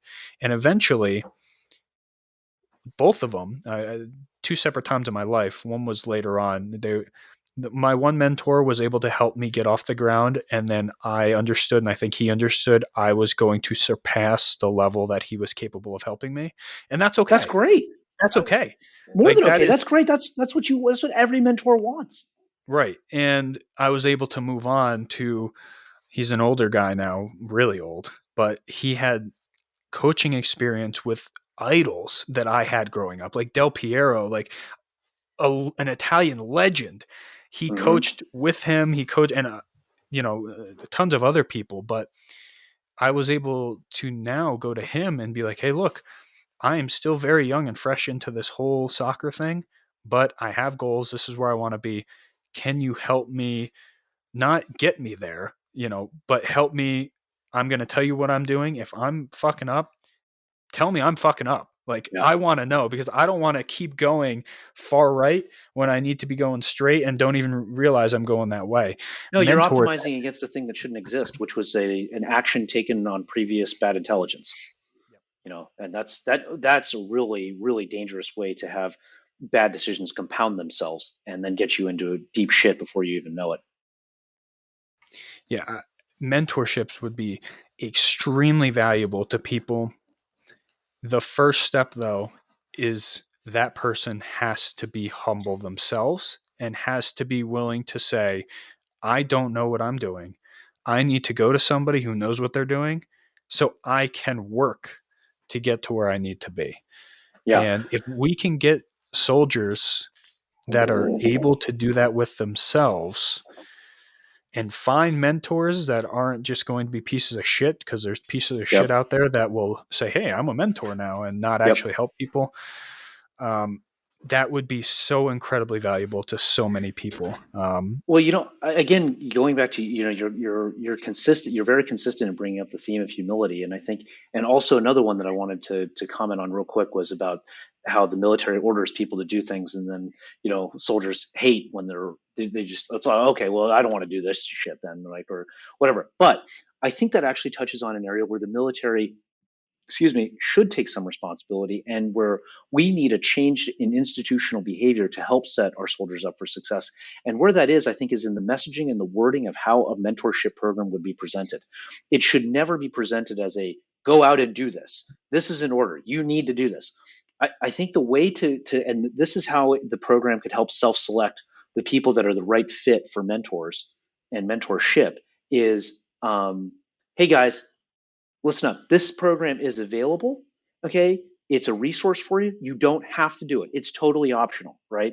But these citizens these American citizens have volunteered to take you under their wings and, help set you up for success and help do things.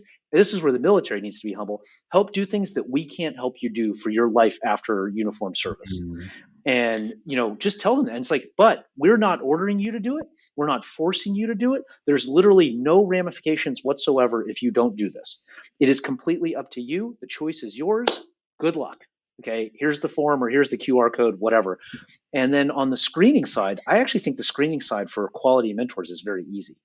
You can't have every Tom, Dick, and Harry show up, but there are enough connections between senior military leadership and private sector rock stars that this would be a very, very easy thing to start. And on our side, private sector CEOs and founders, entrepreneurs, venture capitalists, and angel investors, that's a small world. Okay, a lot of us know each other, and we're 1, maybe 2 degrees of separation away from some type of military active duty person in command who could say, "Hey, I hear. So, hey, Justin, could you help connect and help maybe provide some referrals for our mentorship program for our Marines?" No problem. I got 10 guys that not only 10 guys and gals, my wife included, that not only could do it, but would love to be able to give back and help in that way, and it wouldn't cost the government a dime. These people, I know all of my friends that own, run, or have started companies would do it for free. Here's why the military would not do that. If it were to happen, and I think this could be a very realistic thing that could happen, it would have to happen in the private sector itself, and the military would not associate themselves with it. Not at all. It makes them look bad. Recruitment numbers are already extremely low. Retention numbers are the worst that they've ever been. I didn't know that. Oh, it's really bad. They're offering it pisses me off because I've re-enlisted before and I haven't gotten any type of bonus or money. New soldiers enlisting into infantry for 5-year contracts are getting $60,000 as an enlistment bonus. Is it an enlistment bonus? $60,000, not to be some high-end job, to be basic infantry, not even airborne infantry, the 11 Bravo level, just 11 Bravo, nothing else. $60,000 enlistment bonus. Wow! I've enlisted as an NCO. I didn't get shit, so it pisses me off. But you're lucky to be here, asshole. Yeah, apparently. But that's just it. The military, maybe this probably wasn't how it always was meant to be. I will say in the last 10 years, what I have noticed, they have transitioned into, we need to make these people dependent on us. Yes. Mm-hmm. We need them dependent because we can't afford them to leave. So what do they incentivize you with? Money. Oh, money. Look at this BAH you get if you get married. If you get married, you're going to be having sex. If you're having sex, there's a good chance you have a kid. You have a kid, more expenses. Yeah. Your wife probably isn't working, so you're not marketing yourself. You don't have time because we don't give you time. So come time for re-enlistment. You are so right about how the institution wants to create the dependency, right? And we're seeing that, unfortunately, in government and society writ large. Today's political leaders, all they want to do is create a dependency in the population on the government. And it's we're seeing it not just in the military anymore, but and that's really unfortunate, right? And I did want to touch on the point of money real quick, because it speaks to something that we really believe in deeply here at Qore Performance, and it starts, with JD and I, is we don't believe in manipulations, and in fact, we hate manipulations. And money is the ultimate manipulation, right? It is getting somebody to do something for reasons other than they genuinely want to do it and are motivated to do it because it resonates with their value system, with their ambitions, with their interests, with their passions, whatever the natural intersection is. That's how people do their best work. Right? People do their best work when they get to work on something that they love to do and they would be doing it anyway. The compensation just has to come because they're talented at it, they work hard, and it's to facilitate them being able to apply their craft. And that's really what comp is supposed to be. And then comp is supposed to be a way to reward people for being exceptional, right? And that's really what it's supposed to do, but it's not supposed to be the reason. And we try really, really hard here to make sure that comp and just money in general is never the reason, but money is provided to facilitate you getting to do the things that you love to do and that you are naturally, one of the best in the world at. And that's always, so the fact that they're trying to use money and bonuses, it speaks to why there might be some other structural challenges. Yeah. And the funny thing is too, it's, and we're seeing it here as well. The retention is so bad, even with all these bonuses. They're trying so hard, but everywhere is hemorrhaging people. Well, because money as a manipulation is a foundationally rotten, it's a rotten foundation. it does not have any structure. It doesn't have any strength. It lacks solidity. And of course it does, right? Because it's fleeting, right? It's I mean, we kind of, it's kind of like a discount or a sale or, things like that. It's like these things that are fleeting are not rock solid. They're not there as part of your core of your personality, no pun intended. It's just like, it's a bribe. Yeah. And nobody will call it that, right? Because it's compensation and it's provided on a W-2 from, the Army or the Air Force or whoever. But that's what it is. It's saying like, hey, you don't want to do this thing naturally, okay? So let me see how much money I have to go out there and find to trick you or manipulate you into doing this thing. And I kind of miss, back in, when I was younger, the military was not nearly as well compensated, and but I think the motivations for maybe the force structure, and I don't know, I was never in the military, but I would I would venture a guess that the morale situation and the retention numbers looked a little bit different when that was the case, because people were doing it because they wanted to do it. Yeah. It was a calling, and I don't want anybody on food stamps or anything like that, but there's probably a balance that could be struck to optimize the force structure. Yeah. Well, and that just goes with the dependency. We're becoming Mhm. a force of dependency. And that's when you start getting those soldiers like that I was talking about earlier that can't even clean the room on their own and then can't take accountability for cleaning their own room. Yeah. Yeah. Yep. You start getting a force made up of people like that. Yeah. And what's ended it's a sad thing to see. It's a trickle down effect. I'm sure people before me will say that they saw the military go into shit before me. Yeah. I Yeah, think we the see a last little bit 10 of that. years have been probably the steepest decline in quality of soldier that we've seen in a long time. It might have been gradually for a long time before that, but I think the steep decline, just from when I've been into now, I get soldiers that can't even do a single pull up out of basic training. And I'm not expecting What? a single pull up. I'm not expecting them to be fucking Macho Man Randy 20 Savage. pull-ups. Yeah, like I'm not expecting that. But like it's not even somewhere I test them on. It's not like I'm like, hey, let's see if you can do a fucking pull up. It's like, hey, we're doing PT, we're doing pull ups today, blah blah. And I see, and we just started. I'm like, dude, you haven't even done one. And they're like kipping and like trying to Yeah. kick and they can't get up there. And I'm like, how did you get here? How did you get to this point? No, And 100%. the standards get lowered, the incentives to join get larger. $60,000 is enough to tempt the biggest left-leaning liberal that has Yes. $100,000 of college debt and no job. That's enough to tempt them to join the thing that they fucking Sure. hate. And then you start getting that culture. And I'm not saying, I'm saying that culture is pretty fucking bad, but there's different conversation. We lower the standards, we incentivize mediocrity, and then we wonder why we're ineffective. Mm-hmm. And then those people leave the military after 4 years and enter the workforce and feel entitled to a job because I was a leader. Yeah. I was yeah. You said it in a really good way, which is the military does a very good job of instilling false confidence based on nothing. I do think, though, that a mentor program, like I said, the military would not incentivize or recognize it. But I do think if the private sector, be it yourself or a conglomerate of other people, got together and said, hey, you know what? There is a huge hole. We're tired of getting maybe you're probably not going to say you're tired.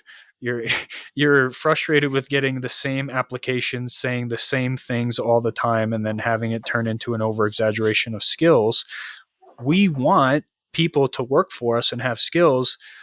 We could offer a mentorship or build a mentorship program. And I personally think just knowing how invaluable those experiences have been for me in the last couple of years in the soccer industry, not even in the industry, the gun industry, where I'm starting to gain experience and insight in a completely separate industry. Having a mentor is incredibly valuable, and having a mentor you can trust and actually know that they're not going to just bullshit you to make themselves look good to whatever's going on. They're legitimately going to say, hey, this isn't going to work if you do it this way. I know it because I did it this way. And that is in turn going to create people. While I am far from, perfect at it, I do think I have more skills than a lot of my peers at work in the Army when it comes to getting soldiers prepared for leaving the military, because I've done things outside of the military now. And having that mentor is going to create people like me who are going to do the job infinitely better than me, and in turn influence those soldiers and create a better culture and a better veteran for the workforce. Yeah, and frankly, a stronger citizen in private sector life, right? In civilian life. One thing I did want to say real quick about that is that, I'm never actually frustrated by getting these applications. I'm never frustrated by when we have SkillBridge people come through or anything like that. I think the word that I would use to describe it is disappointed. And I'm disappointed because I'm rooting for them so much personally, and professionally, frankly. I think all of us are. And we want so bad for them to work out. And it's a bummer that the institution has not it's a bummer when it doesn't work out. And I think it's a real bummer that the institution doesn't take what little steps it could take to help at least help make people aware of, like, hey, start thinking about these things, right? And if you just start thinking about these things a few years in advance, maybe add some of the things that you've been talking about with humility. I am very reluctant to comment on that. I don't want to make it sound like I'm saying, like, oh yeah, you guys, military veterans should do this, that, or the other thing. I can say that though. But you can say it, right? I will tell people. Yeah. But I really want I want SkillBridge to be our go-to pipeline. To be honest, I really do, because I have so many, dozens of friends that have come from that world, and we're still very, very close. Some of them are my best friends to this day and have been since we were in college and stuff like that. But it's just, working for my company or for our company is not maybe the right fit, and that's okay. But we all would love so many of the qualities that they bring to the table. It's just unfortunate that the institution is not set up to help them make that transition a little bit better and start thinking longer term, more into their active duty years, so it's not so close to the separation. Yeah. And I think I'm sure the advice that you give, similar to how I give, it's going to differ not just person to person. It's going to depend on where they are at in that process of recognizing their own value. I even talked about it last night, where one of the keys that I have to, being just a happy individual is I don't let other people determine my value. Yes. But that's because I recognize and I was able to realize that the value that I had as a soldier is not the value that I perceived it as at the time. So I'm able to tell myself, hey, look, don't let other people determine your value. Don't overvalue yourself. That's a big thing that a lot of soldiers will do, or veterans. Yep. They will overvalue their skill set or over-exaggerate their abilities, and in turn, it makes them look like a fucking moron. It can present the wrong picture. It can present an entitled picture when maybe they're not really like that. Right. And so if, there's somebody that hasn't even started to face that humility and ask the questions on if I'm valuable as a person and not as a soldier, I wouldn't say don't let other people determine your value, because you need to let some people show you that you might not be as valuable as you think that you are. And that's okay. That's okay. Exactly. That's okay. It's okay. Not like you're a piece of shit. It's you. Yeah, not at all. Yeah. I don't know how to appropriately say that without sounding like I'm calling people a piece of shit, but I myself was not valuable to companies in the soccer industry or the gun industry 3 or 4 years ago because I never put in the time. But if you asked me at that time, I would have been like, I'm incredibly invaluable to anybody I work for, because that's just what they prepare you for. It's okay to not be valuable if you're working to be valuable. You need to recognize that to get there. Yeah. And I think that you've identified another, you've done it a number of times in this conversation, but another really great point, right? And it's part of humility, but like there needs to be, and this is one of the many things I hate about political correctness, but there is there's shame in saying I'm bad at something. This is bullshit. Yeah. Like you're fucking human beings. Like we can't be good at most things actually. And that's fine, right? Like, we like to celebrate differences. We like to celebrate uniqueness and celebrate that we're bad at things, because the ability to learn and to evolve through learning, and it's one of the things that really makes human beings special as a sentient being. And I think that's really cool.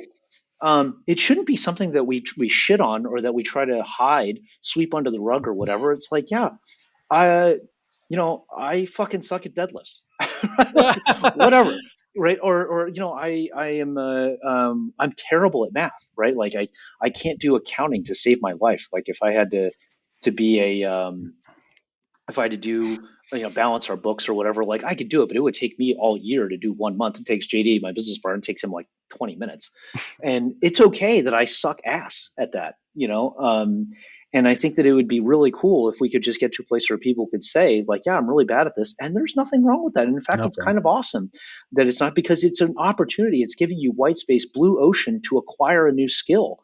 And when you acquire a new skill, you can be a more valuable husband, right? A more valuable employee, a more valuable citizen of the United States, of Canada, or wherever you're listening.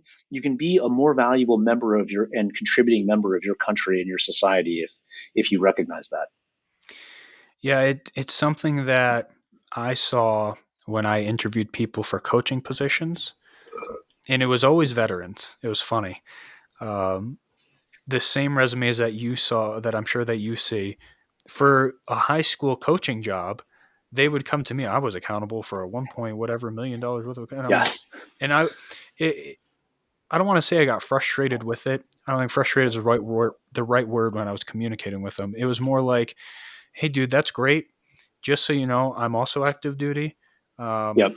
That's not to flex or to be like, hey, look, like, No. blah, blah. It is just to let you know that I know that when you say you're accountable for that, I know what that really means.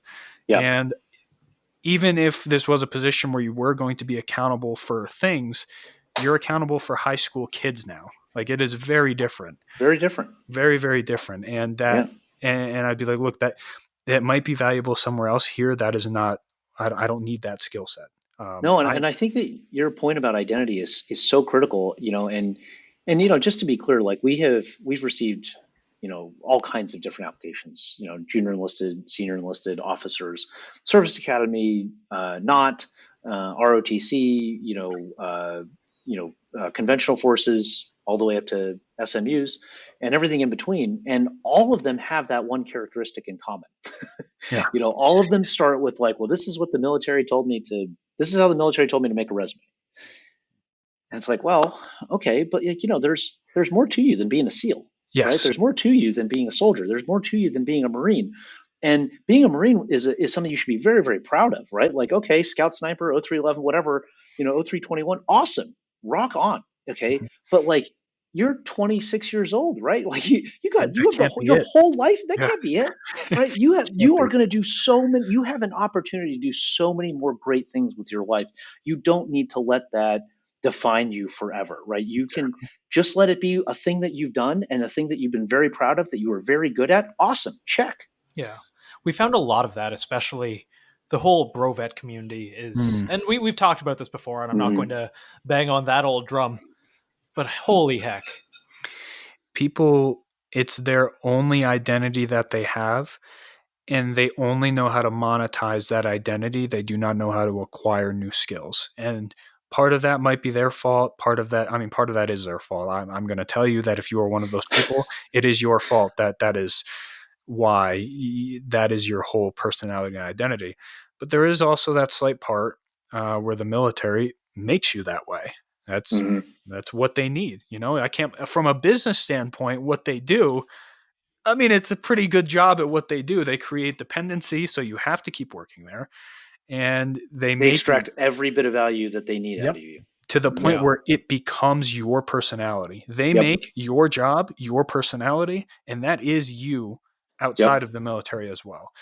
And I think if we can show people the potential to be somebody else, I mean, especially people, I keep referencing myself because I am the best example that I know.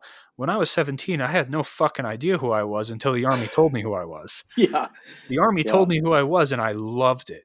For years, I fucking loved it. I was a person that would wear the grunt style t-shirts. I'm like, I am a soldier 24/7. This is my life. This is my job. Yep. Perfect. And it wasn't until I started to realize, one, this was before I started to have serious medical issues. I recognized, I'm like, hey, look, there is no fucking way that I'm going to be able to physically keep up to the standard that I want to be at and do this job without completely breaking myself. And I ended up breaking myself anyway. But I realized that, and I tried to recognize it, and then it scared the shit out of me because I'm like, who am I without this? Mm-hmm. And like I said, I had to go back to my passion. What was I passionate about? And it took me months. I would go home from work, sit in my barracks room, sometimes play video games, but I stopped going out. I stopped drinking. And I'm like, it was like almost like a midlife crisis at fucking like 19, 20 years old. I'm like, what do I do? Like, Right. what am I outside of this?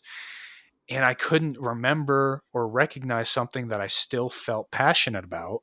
And I'm like, you love sports one day. And I'm like, Yeah. all right, sports it is. And I jumped into the fucking deep end immediately. I'm like coaching, scouting, watching consistent, like not just like as a fan, I mean like analyzing, going to games in person, traveling across Europe just to see different cultures and different ways and different techniques. And that's what propelled me to find value in myself. And I'm not saying everybody's going to find it in soccer. I'd be very surprised if there were, even 10 other people that are listening. No, but you've done a great job, Mitch, of also finding value for yourself in other ways, right? Like you have explored marketing, you have explored social media production, right? I mean, look at how well you guys do, on content creation and on social media. You guys fucking kill it, right? And you guys really have embraced letting your creative juices flow and letting your personality show, and to fuck it, to hell with the world, whoever doesn't like it. Eat a dick. Like this is what we're gonna do, and this is what we love doing, and it shows. And I think that's why your page is so popular, right? It's why your message resonates with so many people at a very deep level. I remember the first time I discovered it, you guys had, I don't know, 14,000 followers or something like that. And I was just like, man, this is fucking awesome. Where has this been all my life? These guys are bringing up real issues. They're identifying them in a way that's both humorous but also accessible, but also real, right? It was real in the sense that there was accountability laced right into your messaging. It didn't leave maneuvering room for political correctness. It was just like, no, you're a fucking FUD. Right. And it did so in a way where don't do this. Don't do this, right? But it did so in a humorous way. So it made it not it removed the evil or the sinister aspect of I think those types of criticisms that can often come from modern day media. But you guys do it in weirdly, and I'm going to use a church term here because I really mean it, in a loving way, but in a way that people can identify with, and really that gets the communication and the conversation going. And I think that's super healthy. So hats off to you guys. I wish, I think you guys are a wonderful, fantastic, shining example for veterans everywhere of like, hey, this doesn't have to be everything. And you can find more skills. You can do it on your own, and it doesn't have to cost you a dime, and you can be really fucking good at it. Oh, thank you, man. And you've been one of our biggest supporters since the beginning, and I really appreciate that. It's been great. Yeah. I do have some thoughts on that myself because I think about it often. We right before this podcast, we were just looking at some of our more popular posts, and we're like, genuinely, like right before you came on. Yeah, like literally right before you came on. And I didn't realize, I don't know how to say this without sounding maybe pretentious. I didn't realize how good the numbers were for as long as they have been. And I don't mean that in a way to like, in our perspective, in terms of like how many people we actually follow, and then comparing it to some other folks, it is very surprising to see. But I think partially why that message kind of resonates that we try and put out is because we said no to money for this for so long, to the point where it's still to this day, we generate some revenue with it. But it is still very much a passion project that for months I mean, years. If we count time put into it, we're not making money with it. It's a passion project very much. And I think that we're able to, and we always tell each other, even right now, let's say tomorrow, Nathan or myself was like, hey, look, not enjoying it anymore. We would delete. Well, I don't know if we would delete it. We'd probably leave it up for an archive, but we just delete everything. We wouldn't do it. I'm going to move to Mexico and live in a cave. No, I'll miss the mandatory 5 minutes of self-masturbation too much. Yeah. I just think we just wouldn't do it. Yeah. At any point, it would stop, and it wouldn't be like, I don't know. I wouldn't feel like financially incentivized to keep doing it. I wouldn't feel even morally. I'd be like, I don't enjoy this anymore, which I don't think is going to happen. But if it did, no, I enjoy it too fucking much. Yeah, it's the same thing with you. You know, if you came to me and was like, hey, I don't enjoy the art. Okay, like I would be like, hey, let's take a break and see if we come back a different mindset. But if ultimately it doesn't work out, that's okay too, right? Yeah, that's fine. It doesn't have to be perfect. I've never not enjoyed doing the art. I've gotten moments where it's like it's overwhelming, or like one particular piece of art would be like, oh, you know, like for whatever reason, this particular like something's grueling. But usually it's like, oh, well, just take a day or two and hit it later. Or I just drag my feet on the one thing that I dislike, and then I get to a project that I like, and it's done in like 3 hours. I just realized that Nathan is actually Mitch's mic and not Mitch. I'm like, wait, that just like totally fucked my head. Yeah, because I bought the account, so it's whoever is like the master controller always is called Nathan. Yeah. Yeah. So feel free to. That was just a sidebar. I just like literally twisted my brain. Oh man, don't worry about it. Yeah. One thing I greatly appreciate with you, since you kind of threw us a little nugget, I'm going to give you one for everybody. We've been talking outside of the podcast. You've been helping me with some personal stuff, with some, not personal problems. I mean, like experience, giving me some advice within the industry. Professional advice. Yeah, professional advice. And one of the great things that I have learned from you and really have taken, and it's kind of one of those things where when somebody tells you, you're like, I'm an idiot. Why didn't I think of that before? Is that not everything is a perfect fit, and that is okay.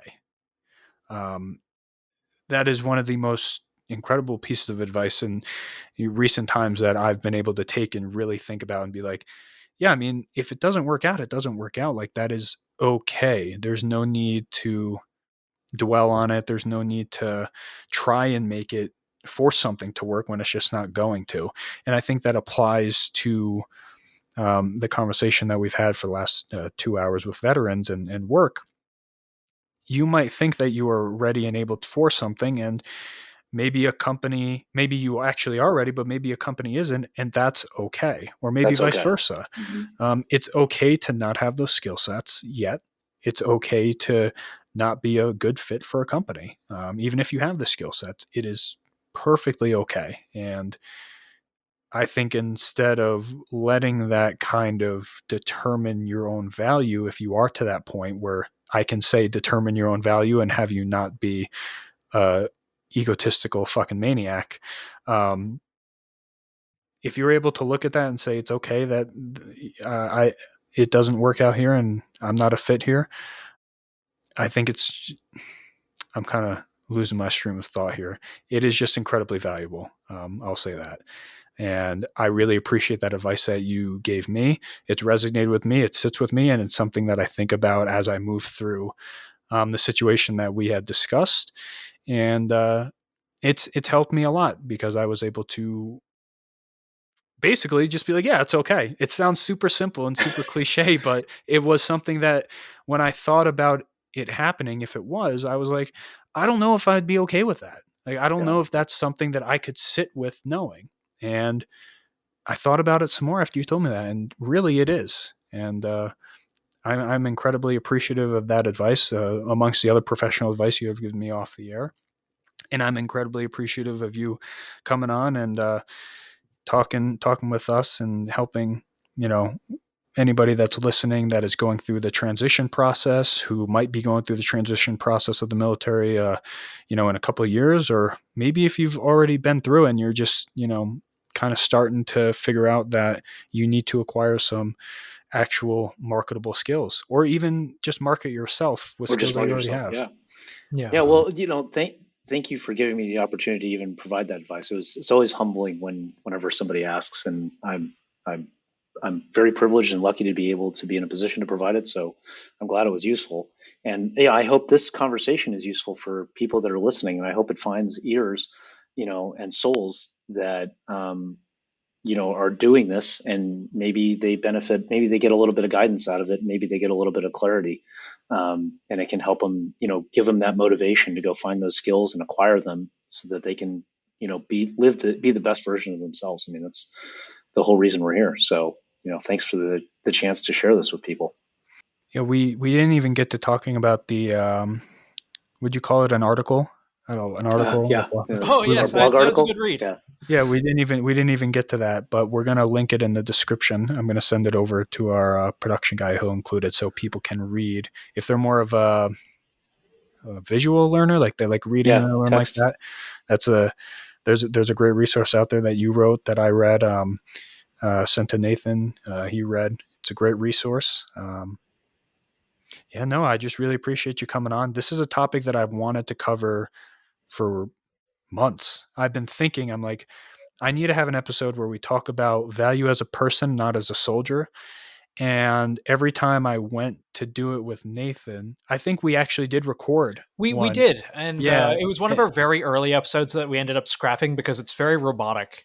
Yeah. It's like, we're being serious and we're not really being ourselves. And, it comes off as like pretentious and kind of fake.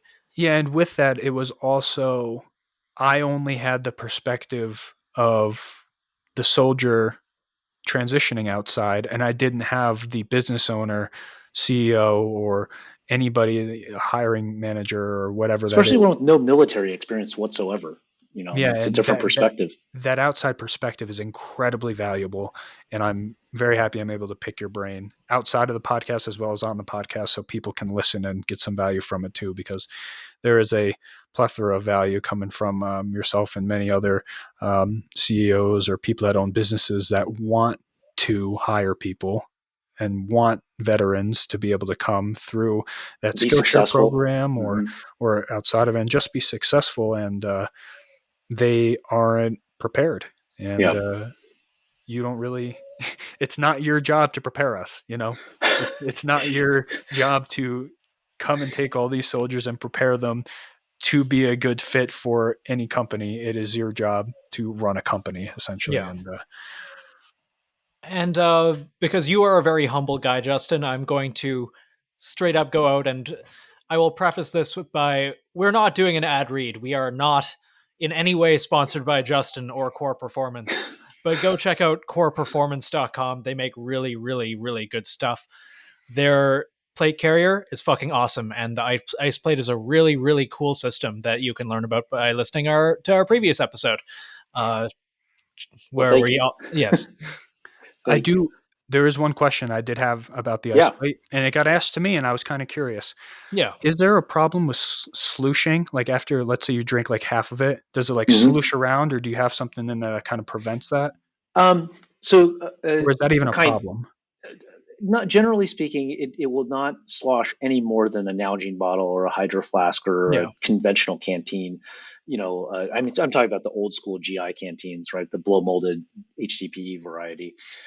So the sloshing is a little bit less for two reasons, depending on the configuration. One, if you look at the ice plate itself, it has the Q-Hex logo that we put in there is actually a baffle, and it's part of our intellectual property. The way that baffle is built, it not only prevents expansion or limits expansion while it's freezing, and because as water transitions from liquid to solid ice, it expands 8%.